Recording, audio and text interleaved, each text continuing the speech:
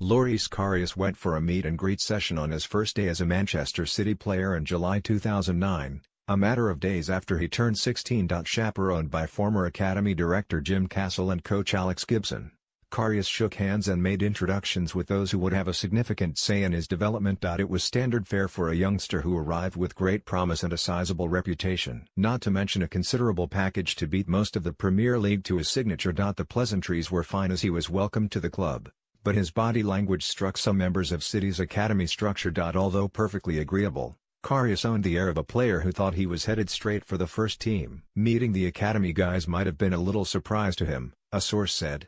He looked at one coach thinking, "I'm not really going to be working with you."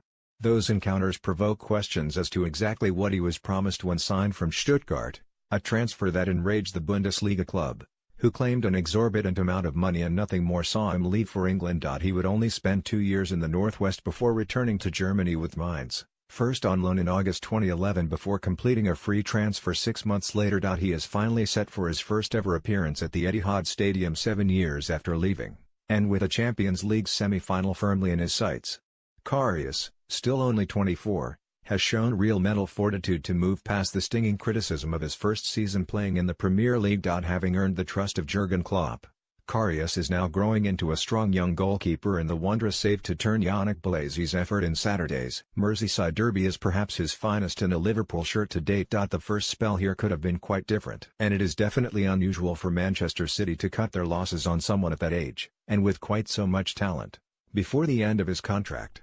Yet that was the situation. Karius' personal life seemed a little hectic at the time, and there were at least 4 goalkeepers underneath the senior professionals, Joe Hart and Shay Given, vying for a place in training sessions, let alone games. People who knew him assert his work ethic in training was exemplary after he quickly understood that significant work needed to be done in order to impress. For him, the goalposts had moved. That took a degree of adjusting to, and he would eventually train with Hart more often than not, which is testament to his ability.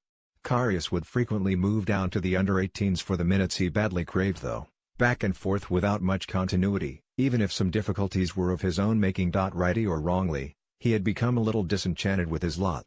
There were issues with the family he was housed with in Manchester, so much so that he actually moved out, and leaving Germany without his family was a real bind. He visibly walked taller when his parents visited. He was a young kid in a big city with a bit of money, you know?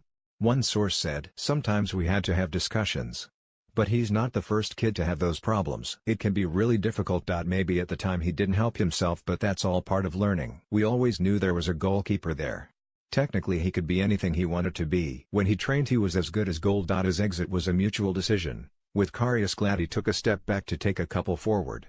City are addressing the issue of money under academy chief Jason Wilcox and want their prodigies to do more to earn what comes their way. Karius would have benefited from that. Maybe, therefore, his first night between the sticks at the Etihad may have come in a home shirt instead.